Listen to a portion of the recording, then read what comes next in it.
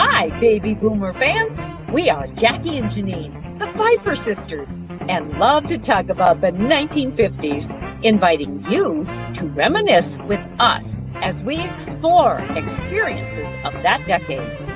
We chronicled the distinct memories of our childhood in our book, While the Windmill Watched, a slice of rural America in the 1950s, which takes you on a notably historic journey through that often forgotten decade. We also want to hear about your experiences during the 1950s. We will feature guests whose special stories of that decade will bring to mind magical moments of reflection, some with tears, some with smiles, but above all, a good dose of laughter. We would like you to chat with us as we bring to mind the sights and sounds so familiar to that time in history. Grab your favorite malt or Green River. Make sure you are wide awake and get ready to be inspired about the 1950s. Welcome to the 1950s Fun Chat. Hello, folks. Thank you for joining us today. You've got Jackie and me today, and are we excited to share with you about Remember When? Another chapter, you might say, in the story of Remember When in our lives in the 50s and even beyond, even a little ahead of that, because we bring in some special remembrances of Mom and her life in regard to communication of that era. You know, Jackie, in this era, communication is far different. Our modes of communication are far different than what they were for us in the 50s, in the 60s, in the 70s. It's just all metamorphosed. And it's so interesting to be able to recall those times. And this area that we're going to address today in the area of communication, I mean, there's so much to cover. And I know we will try to do our best to cover it all. But throughout this, we certainly want our viewers to chime in with comments about how they remembered certain aspects of what we're going to cover about communication with others and within our family and within the community, with friends, with relatives, and all the big announcements and occurred, and the immediacy or the lack of immediacy in receiving news from people. of that era. And so before we get started with that, though, Jackie, tell us about that book in the upper right hand corner of the screen. All right, thanks. That book in the upper right hand corner of our screen is While the Windmill Watched. And you will notice it's covered by beautiful North Dakota sunset, which wraps around the cover. There's a little white speck on the bottom that you maybe can't read very well, but it is a very important little mark because it indicates that in 2022, this year, the Independent Press Award was given to our book as the distinguished favorite in the category of regional nonfiction. So how about that? Also, how about that? And then then look at the bottom where the banner is running across the bottom, www.whilethewindmillwatch.com, the website where you can get information about the authors, the book, the events that we are a part of, and about the 1950s Fun Chat. Mm-hmm. So do peruse that site as well, please. Mm-hmm. Now we're going to start out with something that has been around for centuries, actually. It is called the autograph book. Oh, now, boy, wasn't that a big deal in our lives in the 50s? But ahead of that, we have an example. But ahead of that, I'm going to tell you a little bit about it. The autograph book started, would you believe it, in the early 15th century? People used to collect. Yeah, people used to collect signatures of famous authors and people of various noble professions. And then students would use autograph books to collect signatures of their friends and professors and significant others. So these pieces of paper eventually formed into autograph books. Now, the autograph books were very much important in the Victorian era. In fact, they were sort of the Facebook of the Victorian era. Oh, okay. Gathering autographs was a very popular pastime. but with a different purpose in mind, because during the late 1800s, it was considered fashionable for ladies to maintain autograph albums with inscriptions from one's very own circle of acquaintances. And sometimes calling cards were pasted in the albums and sometimes not.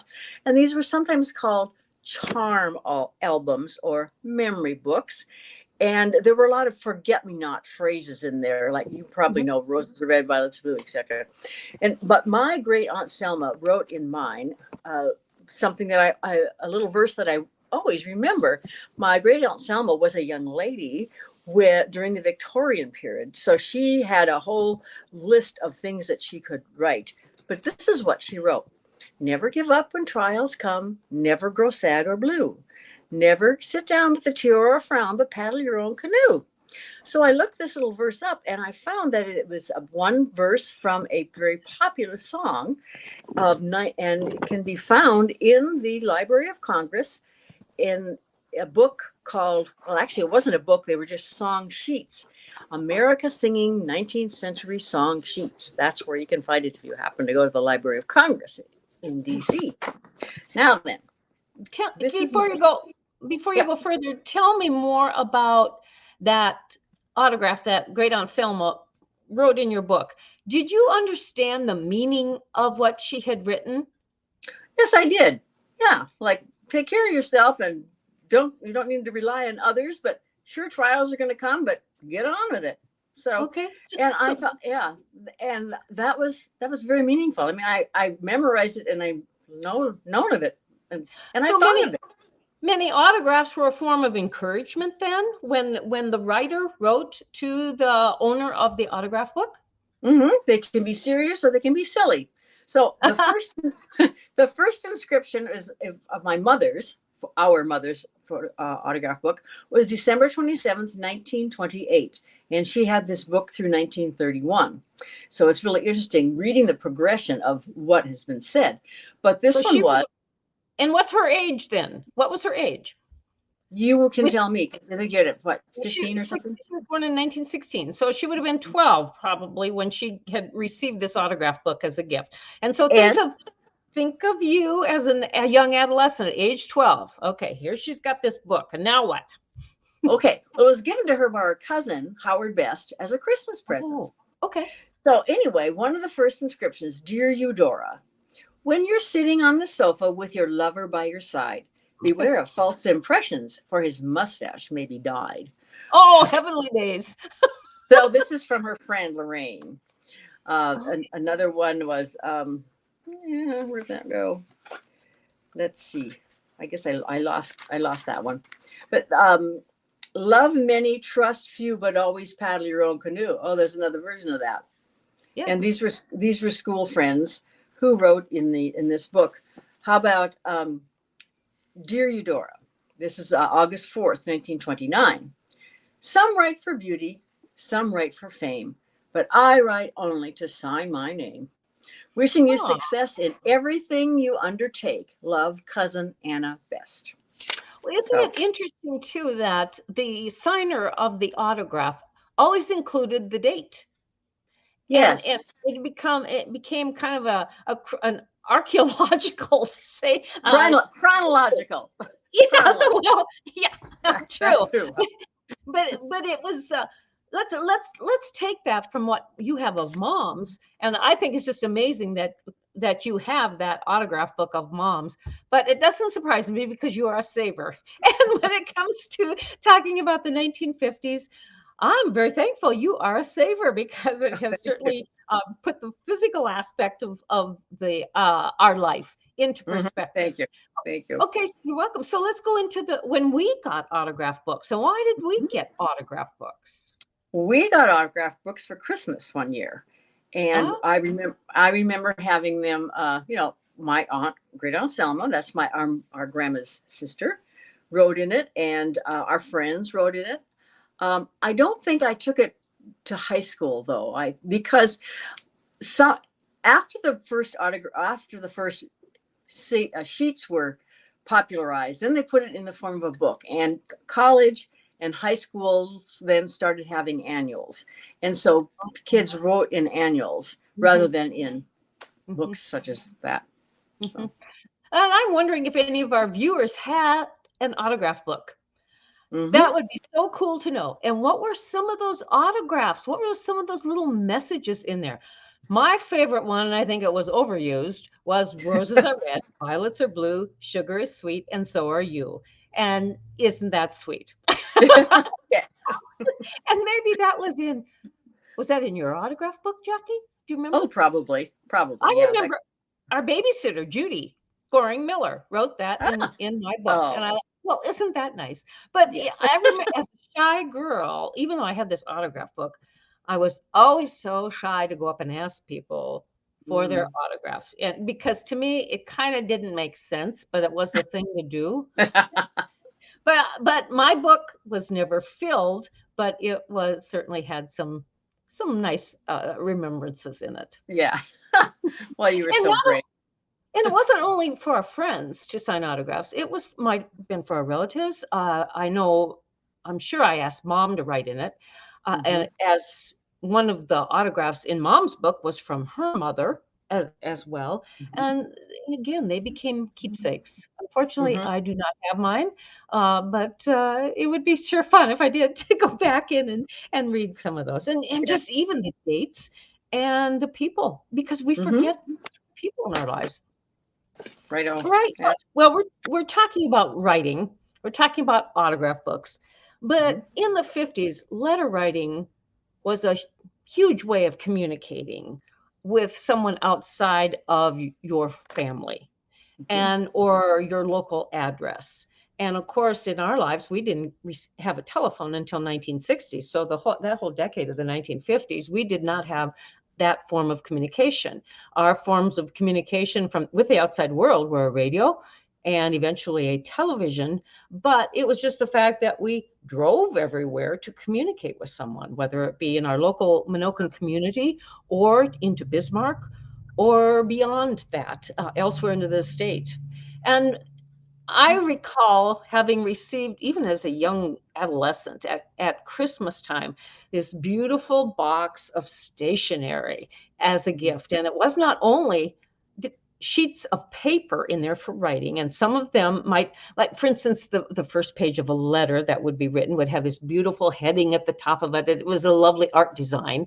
And then the envelopes were in there so that they could be, it was just also convenient.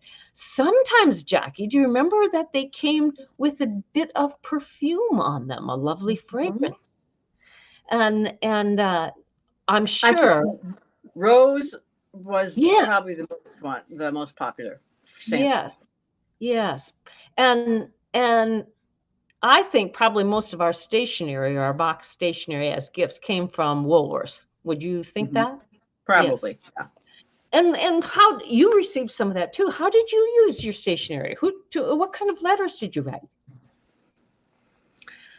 I think probably thank you notes mainly. And that was something that we were taught to do, to be grateful. Yes. I think when I was in high school, maybe I would write to people I'd met at camp that weren't local. That's what I remember doing. Well, and then did you ever use that stationery to write to a pen pal? That pen pals were popular back then. I think I did. I think I used like the college rule notebook, those big red. That's what I think about, because we learned to write to pen pals in school, and that's what we had handy then at that time. Well, it's interesting in the pen pal realm. I remember having had two young ladies from Wisconsin as my pen pals. One first name was Judy, and the other one's name was Rita. And my pen pal writing was short-lived. I don't know, it was because I didn't feel I was shy then, and I didn't feel like I had enough to share with them to warrant taking the time to write those young girls. I believe it was about in third grade that the idea of a pen pal was introduced to me by our teacher, Mrs. Violet Arntz. And at that point, of course, in third grade, we had started to learn cursive. And more than likely was the purpose of a pen pal was multifold. First was to practice your cursive, and then was to learn how to write a letter and to actually not learn how, but to put that into practice. And then the third, it became a social thing, and it helped expand our horizons that of the interests that our pen pals had in life with how they corresponded with our interests.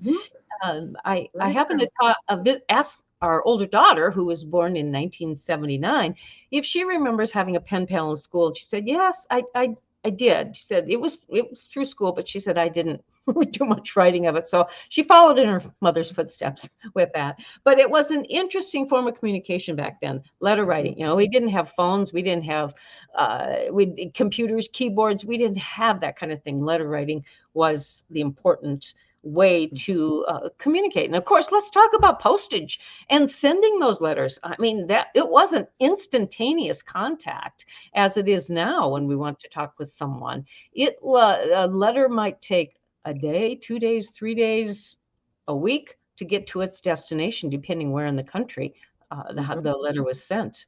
And what do you remember about the cost of postage back then? Oh, I remember there were penny postcards. I remember that phrase. Yes. 3 cents, I think, was, of course, that changed. 2 cents, 3 cents, 5 cents for a first class letter. Yes, it was. And interestingly, visiting with our guest last week, Judy Goring Miller, she had talked to me ahead of that about postcards. She said, I actually have a penny postcard and I have a 2-cent postcard. And I didn't realize that postcards were that. And she concurred with me that when a first class letter was mailed, if you tucked in the into the envelope, the what do I want to flap. say? Yeah, the flap into the envelope. It was cost 3 cents to send that letter. If you licked it shut and sealed it shut, then it was more expensive. It cost 4 cents a letter. And I remember Christmas time when Mom would address Christmas cards, or did you ever help her with that? And she would have a pile, those that would get the 3-cent stamp, and then those would get a 4-cent stamp. And the reason that being, in those letters with the 4 centers, she would include a letter. It wasn't just the Christmas card itself. You know, a penny saved is a penny earned. That was certainly very important back in that era. It is important now, but I don't think that we adhere to it as much. So there was Mr. Art Miller and then Mr. Albert Kershaw, our rural mail carriers, and they came by and picked up our mail. While in at the all same time, weather. Yes, yes. So what viewers, what do you remember about letter writing? Did you have perfume stationery? Did you send it to a special bow? Maybe your bow was in the army or other branch of the armed service. Maybe you had family that you were writing to at a different location.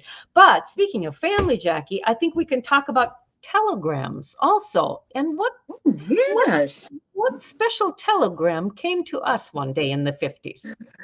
Well, it was in 1954, so I was rather young, and a telegram came to our house, and I thought, oh no, what happened? Did somebody die? Because we'd never had a telegram before. So when the telegram was opened, it just revealed that we had a new cousin. Our uncle and aunt had adopted a little boy, Greg.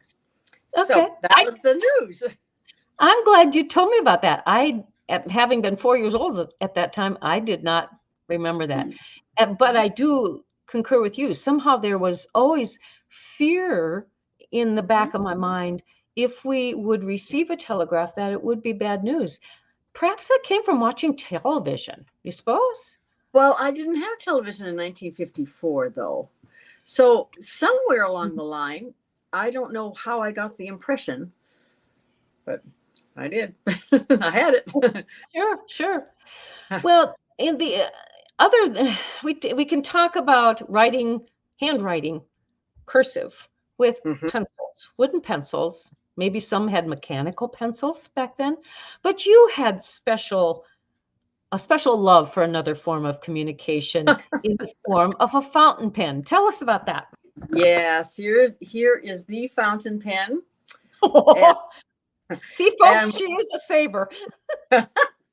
Yes, and I had another one too, and I don't know what happened to that one. Anyway, when I was in the third grade, my friend and I had fountain pens, and our math papers were so beautiful because one of my pens had purple and the other one had this turquoise.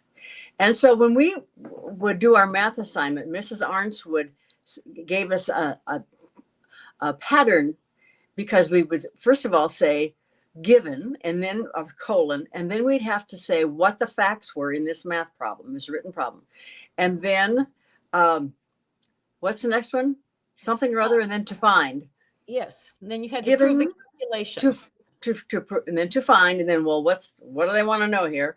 And then we'd actually have to work it out in, how did you get your answer?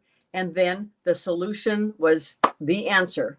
And then there was a little summary. Well, anyway, I would use purple for one thing and then the turquoise for the next. And they were just so pretty. It took a lot longer to do the math problem, to write them out. But I just thought they were so pretty.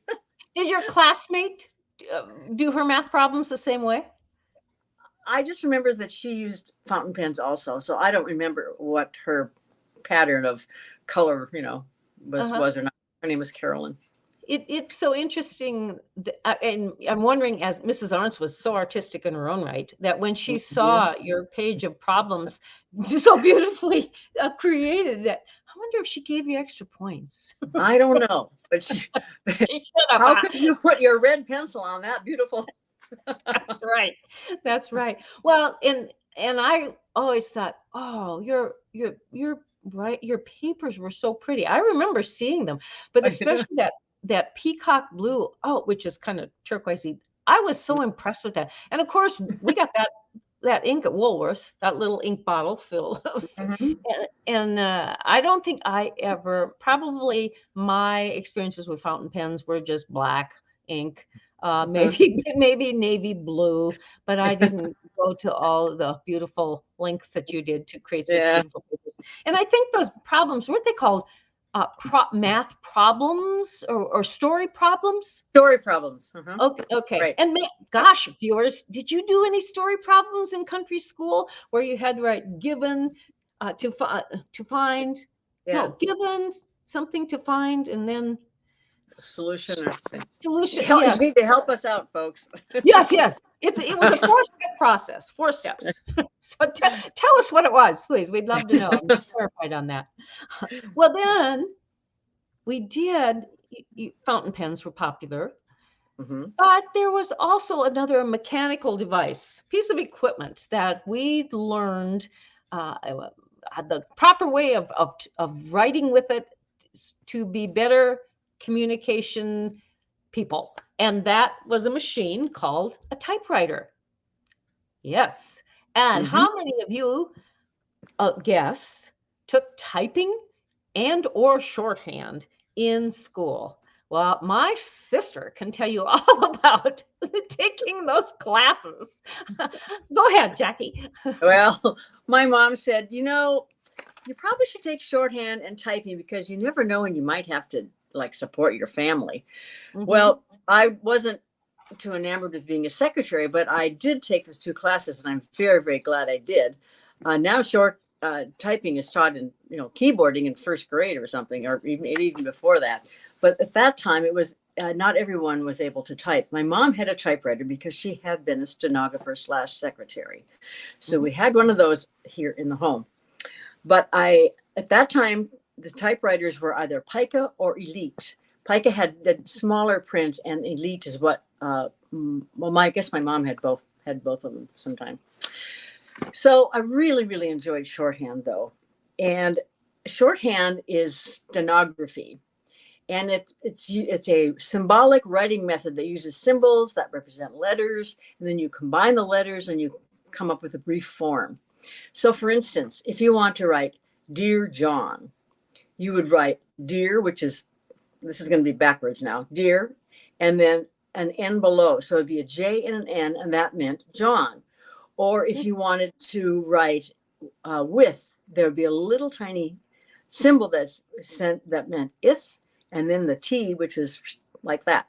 So and some of these reforms I still use. I wish I would be able to remember more of them when I'm taking notes. But anyway, it was just kind of a cool way of communicating. And these forms, Pitman shorthand is still used in England, I guess, and the Grig, which is what I learned, is used in the United States still.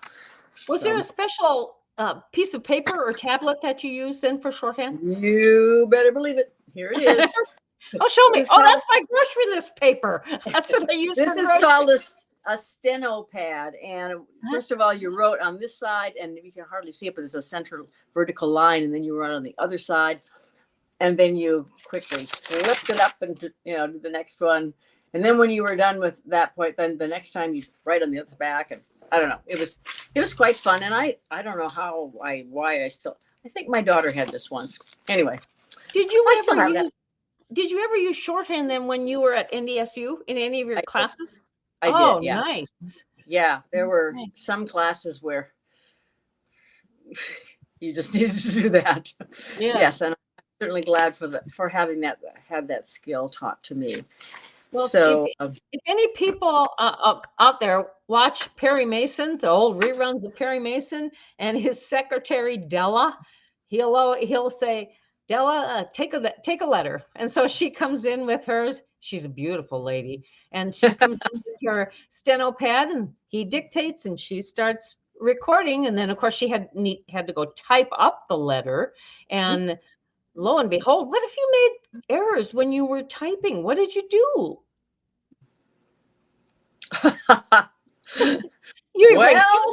There were erasers and the whiteout strips. Typing papers in college was just drudgery and painful because I would anyway, be doing this at late hours, wee hours of the morning, early hours of the morning, and you make a mistake, and you may have to type the whole page over again. Yeah. I'm so grateful for word processors and computers today.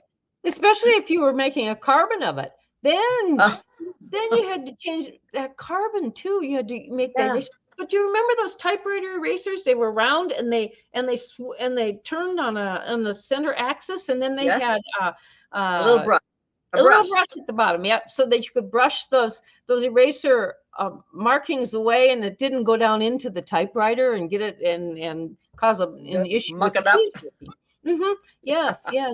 But it was a great form of communication. I love typing, and I took typing in high school, but I did not take shorthand. And I remember my typing teacher said, because I was a pianist, and he said, I can tell that you are a piano player because of the positioning of your hands and how you keep your wrist level with your hand and don't sag your wrists. And he was right. That was all worked together for the better of my wrists and my hands. And that's how I still type on a keyboard. I use that same position, and I haven't had carpal tunnel yet for all we have done, especially with our book. Yeah. Well, this has been a wonderful walk down memory lane of Remember When from the 1950s. And again, viewers, would we like to hear your stories or your remembrances of some of these forms of communication? It would be so much fun. But Jackie, the silver screen has always been an amazing form of communication for a viewer. They can sit back and watch and enjoy what is being presented to them. And we have such exciting future ahead with the silver screen and with our book, While the Windmill Watched, as there will be a movie produced called While the Windmill Watched by Mr. Daniel Belinsky of Canticle Productions in Bismarck. In the near future, I think he's ready to get going and get started writing with the script and contacting and contracting with actors and actresses and doing the promo work as far as the marketing of eventual marketing of the film, getting the music lined up, writing scripts. There's so much that's involved. But we are just so absolutely delighted that the story of the 1950s, the people the land, the integrity and character of the people of North Dakota will be told on the silver screen. And Jackie, what can you add more to that? I think your enthusiasm just shines out. Yeah, it's just one more door that has opened for us, and we are grateful. And who knows where this will all go? Yes, but we're grateful. You know what's so interesting? How the number of times we say to each other, "What would Mom and Dad have thought about this?" Just the fact that we wrote the book and focused on giving them credit for how they reared us, how they channeled us into life. And now the fact that it's going to be made into a movie, and they wouldn't believe it, and they wouldn't believe it. And that's the neat part, is being able to dedicate the movie to our mom and dad, Jack and Eudora Pfeiffer, and our small farming community of Minokan, who was so influential in our upbringing and the type of life that we lived in the 1950s and 60s and 70s until we moved on and married and started to raise our own families. Can you think of anything offhand? Of course, I always ask this of our guests in what was influential in your life in the 1950s that has stayed with you even till now? Well, I think, like as so many others have said, it was belonging to a 4-H club, two 4-H clubs. Oh, yes. There was a song that one of our members wrote, and one line was the last line was, "4-H has given us wings." Yeah. And that is so true. I just too many things to enumerate. So that and the support of our parents for whatever we might want to try. And it's interesting because for me, I just thought it was the way life should have been lived and how we live life. But to hear the stories that our Fun Chat guests have told, that's not always the case. But many people will also share that is the fact that the support of their families and their communities on their lives back then is what has helped shape their character of today. And isn't that neat that you can really attribute how you live your life to that certain decade time, especially in America, while we know it. And I might also add too that the guests that we have on our Fun Chat just have so helped broaden my knowledge of life in the 1950s. We've expressed in our book what our lives were like, but we also know that everyone's life wasn't like that. And so that's why we are so excited to always share a person's story who either lived in the 1950s or whose life after that was influenced by someone who had lived in the 50s. It all ties together, folks. And we would love to know of your story too. So until we come back next week, and I must say that there have been a lot going on in our lives in relation to the book and the upcoming movie, and we will keep you updated on that until we return. Jackie, what people need to remember that time of the 50s? Well, they don't need to. They just might want to remember the times of the 50s. For some people, it was all an American bandstand experience. It was malt shops. It was cool cars. It was rock and roll. It was Cookie, lend me your comb. You know that song? Remember that one? Sandra D, that was a biggie. Yeah, but to others, it might have meant hard work. To others, it might have been there were no opportunities for me. And to others, it just could mean something so different. And that's why we do enjoy telling the stories of that decade. What do you think, Jackie, in summarizing today's chat? I think in summarizing before we go, that I would like to ask our viewers to press that red subscribe button and also indicate by your presence by the thumbs up button that you have there on your screen. And just tell your friends, even your family, your enemies, about the 1950s Fun Chat in hopes that they'll be able to enjoy the little chatting sessions we have had. Yes. Yes. Take you back down memory lane, or maybe open your eyes to something new.